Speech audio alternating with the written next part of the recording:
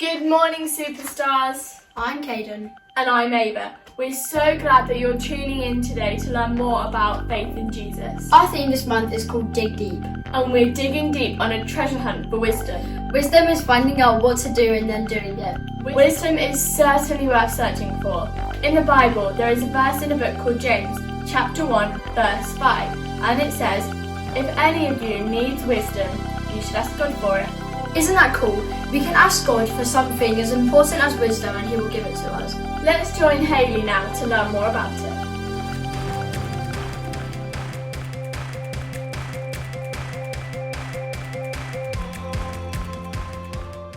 Hello, adventurers! It's me, Hayley, or as I'm known in treasure hunting circles, Arizona Hayley.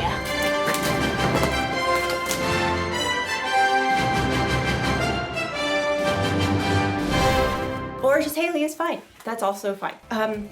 Today, we're hunting for treasure. Not just any treasure, mind you. The treasure of wisdom. Wisdom is finding out what you should do and doing it. Now, you may be thinking, wisdom doesn't sound like much of a treasure, but treasure can come in all shapes and sizes. Like this piece of pottery. It doesn't look like much, but if you look closest, there.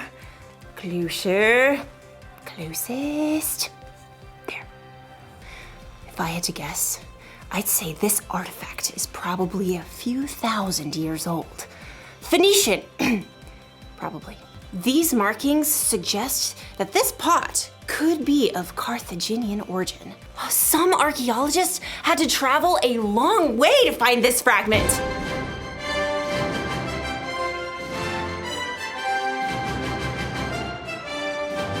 Who can say how much this piece is worth? I'm thinking 14, 15, $7.49. It looks like our archaeologist friend didn't have to travel so far after all.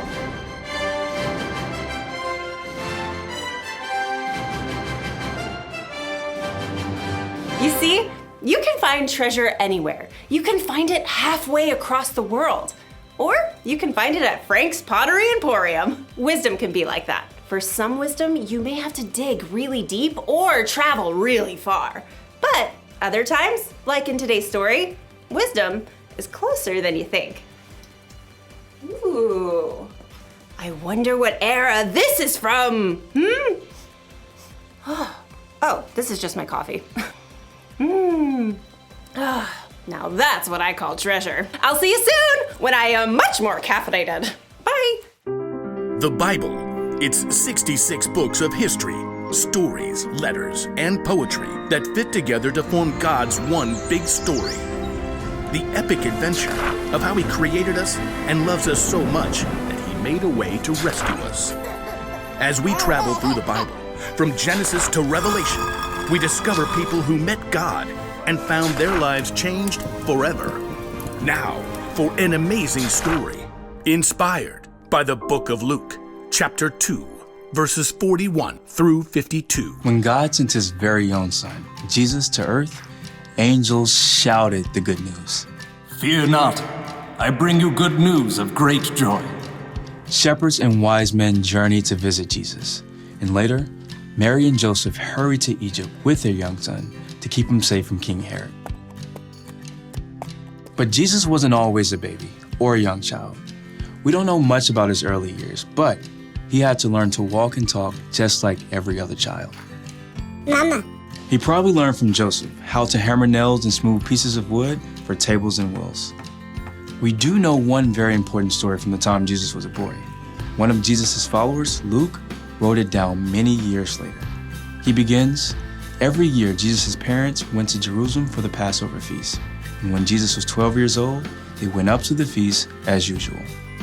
Lentils, water skins, extra sandal straps. Jesus, run and tell your father we're packed and ready to leave. Yes, Mother. The trip from their home in Nazareth to Jerusalem took several days. Friends and family traveled together. Jesus likely spent the day with his cousins and friends, finding his parents at dinner time. I brought sticks for the fire. I'll start the stew. We should reach Jerusalem by noon tomorrow. We don't know what Jesus thought or felt when he saw the city of Jerusalem perched on the rocky hillside ahead. Years later, he would enter the city to the shouts of cheering crowds. But for now, Jesus was just a boy celebrating Passover with his family. You remember where your cousins live, right? We're staying with them again. I can find it. All week, families celebrated with relatives. Together, they enjoyed the Passover feast. You, O Lord our God, have given us festival days for joy, in remembrance of the departure from Egypt. Blessed are you, O Lord our God. When the feast was over, Mary and Joseph packed and began their trip home along the crowded roads. At the end of the day, they stopped to set up camp. Jesus, can you start the cooking fire? Jesus? I thought I saw him with... No, that was before we left the city. Mary and Joseph searched through the nearby families, settling down for the evening. Have you seen Jesus? Not since he gave me the last potato pancake yesterday evening. No one's seen him. Since Jerusalem. We left him in the city. Frantic, Mary and Joseph hurried back to Jerusalem to search for their missing son. They immediately checked the home where they had been staying. Very sorry, but I haven't seen him. Mary and Joseph crisscrossed the entire city. He loved the honey cakes from that bakery. Excuse me, have you seen a 12-year-old boy about this tall?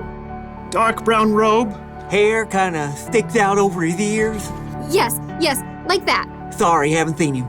They may have checked the swimming hole or the stables, but Jesus was nowhere to be found. So Mary and Joseph paced the streets at wit's end. He's just never gone off like this. I don't think he's here. We've searched the whole city. Everywhere except... As Mary and Joseph turned the corner, high white walls rose ahead of them. The temple! We'll check the courtyard. Just in case. The courtyard was filled with visitors still in the city for Passover. As they circled the open space, Mary froze. Joseph, there! Just ahead, they saw their son. Jesus was sitting with a group of teachers, listening and asking questions. Teacher, isn't it always right to be kind, even if it means giving money to a beggar on the Sabbath? The teachers nodded in agreement and amazement, but Mary and Joseph rushed forward. Jesus! Son, why have you treated us like this?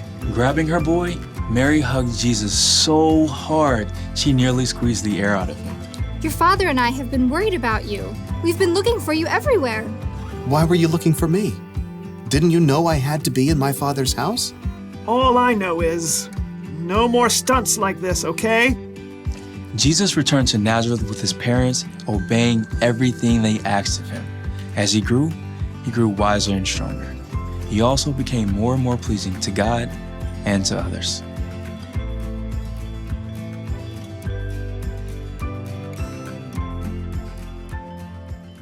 You want to know why wisdom is such a treasure? Because we have so many choices to make in our lives. Wisdom can help us know what to do and when to do it, what to say and how to say it, where to go, who to hang out with, all the choices. Wisdom is a very valuable treasure. So, where do we find wisdom? When Mary and Joseph were searching all over for Jesus, they found him in the temple asking questions and listening to wisdom from the teachers. So maybe we can search for wisdom from our church leaders.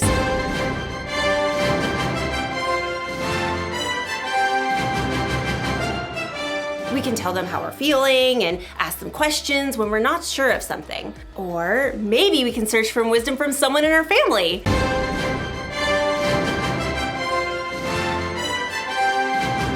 Your family probably knows you better than anyone, and they can help you make tough decisions in a way that no one else can. And there's another place that we can search for wisdom. Ta-da! The Bible is full of God's wisdom. Maybe you have one that looks like this. Or maybe you can find a Bible app on someone's phone, and then you should take some time to read it. Or have someone read it to you. Some people spend their lives searching for wisdom in the Bible. That's because wisdom is worth searching for. That's the one thing to remember today. Wisdom is worth searching for. Travel the world if you can, or look in your own home. But keep searching for wisdom. Valuable treasure awaits! Like this Etruscan urn shard. Ah! Hopefully that wasn't too valuable. Well, I will see you next time on our next adventure. I really hope we have some Etruscan glue.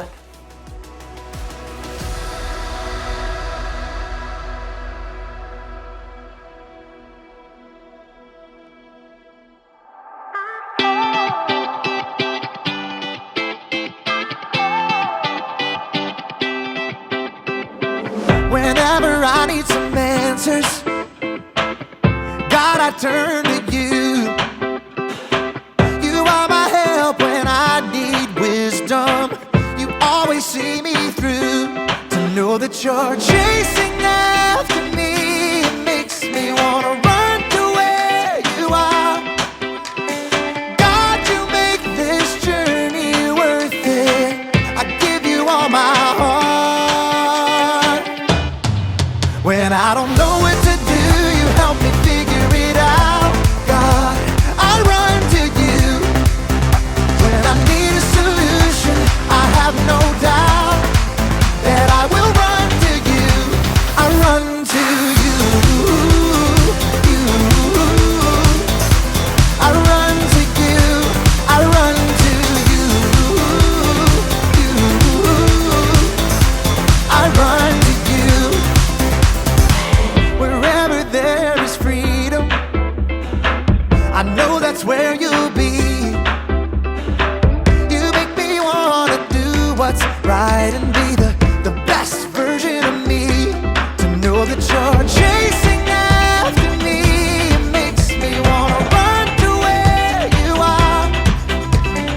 God, you make this journey worth it. I give you all my heart. When I don't know what to do, you help me figure it out.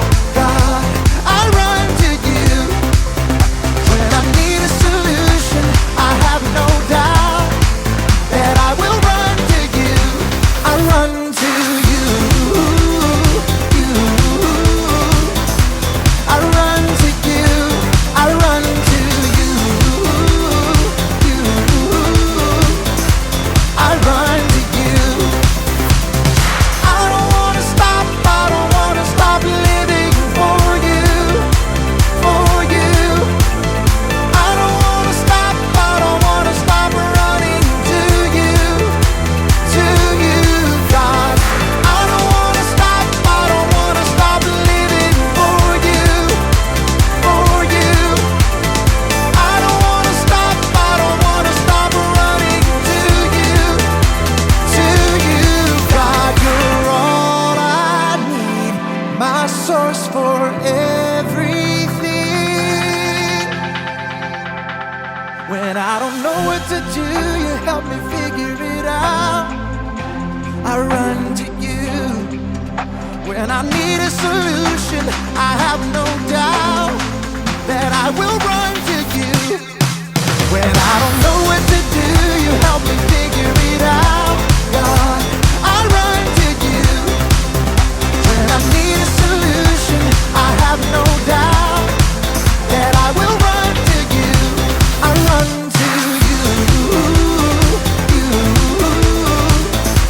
I run to you. I run to you.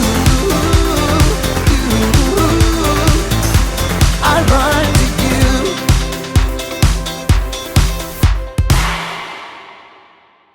We're so glad you could join us today, and we hope you've enjoyed learning about the wisdom that comes from God. SuperStars is online every Sunday from 9:30 a.m. We're on site too every Sunday at the Free Church Hall in Letchworth Garden City from 10:20 a.m.